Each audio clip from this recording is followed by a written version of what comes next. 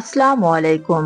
Welcome to Soma's kitchen. কেমন আছেন সবাই? আশা করছি আল্লাহর রহমতে ভালো আছেন। আমিও ভালো আছি। বুটের হালুয়াটা খেতে কিন্তু অনেক মজা। খুব সহজে বুটের হালুয়াটা কিভাবে বানাবে তাই আজকে আপনাদের সাথে শেয়ার করব। চুলায় একটি প্যান বসিয়ে তাতে 1.5 কাপ ঘি দিয়ে দিলাম। ঘিটা গরম হলে এখানে 4টা দারচিনি দিয়ে দিব। দারচিনিটা এর জন্যই দিয়েছি যাতে এটার ফ্লেভার ঘিয়ের সাথে মিশে যায়। এবার এর মধ্যে আমি ব্লেন্ড করা বুটটা দিয়ে দিলাম। বুটটা আমি প্রথমেই অল্প পানি দিয়ে সিদ্ধ করে নিয়েছি। এবার এর মধ্যে আমি 3 চামচ চিনি দিয়ে দিলাম। চিনিটা স্বাদ মতো, যে যতটুকু মিষ্টি খেতে পছন্দ করেন। এবার এটাকে আমি অনবরত নাড়তে থাকবো যতক্ষণ না পানিটা শুকিয়ে আসে। 4 চামচের 2 চামচ পাউডার দুধ গুলিয়ে তার মধ্যে সামান্য পরিমাণ জর্দা রং মিলিয়ে এটাকে দিয়ে দিলাম। এটা বুটের হালুয়াটাকে কালার করার জন্য, যাতে একটা সুন্দর রং চলে আসে। এটা যদি কেউ দিতে না চান স্কিপ করতে পারবেন। পানিটা শুকিয়ে এসেছে। এবার এর মধ্যে আমি আরো সামান্য কিছু চিনি দিয়ে দিলাম। মিষ্টিটা যে যতটুকু খেতে পছন্দ করেন ততটুকুই দিবেন। আমি একটু বেশি খেতে পছন্দ করি তাই বেশি দিলাম। এটাকে অনবরত নাড়তে হবে।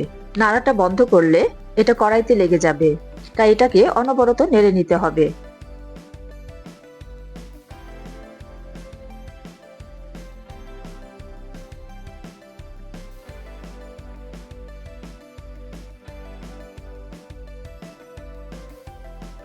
এবং এর মধ্যে থাকা দারচিনিটা আমি এখন এটাকে ফেলে দেব।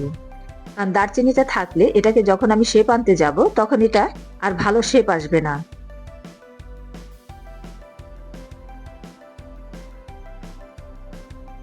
এবার এটাকে আমি ভালো মতো নেড়ে চেড়ে নেব। কড়াই থেকে যখন এটা আলাদা হয়ে আসবে তখনই বোঝা যাবে যে হালুয়াটা হয়ে গিয়েছে। আমার হালুয়াটা হয়ে গিয়েছে। এবার এটাকে আমি একটা শেপে নিয়ে আসব। এটাকে গরম অবস্থাতেই শেপে আনতে হবে, ঠান্ডা হলে এটা আর শেপে আসবে না।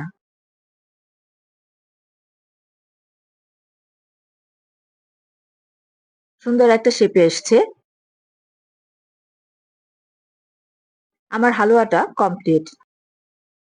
ভিডিওটি ভালো লাগলে সাবস্ক্রাইব করবেন, লাইক দিবেন, কমেন্ট করবেন এবং বেশি বেশি শেয়ার করবেন। আজকের মতো এখানেই। আল্লাহ হাফেজ।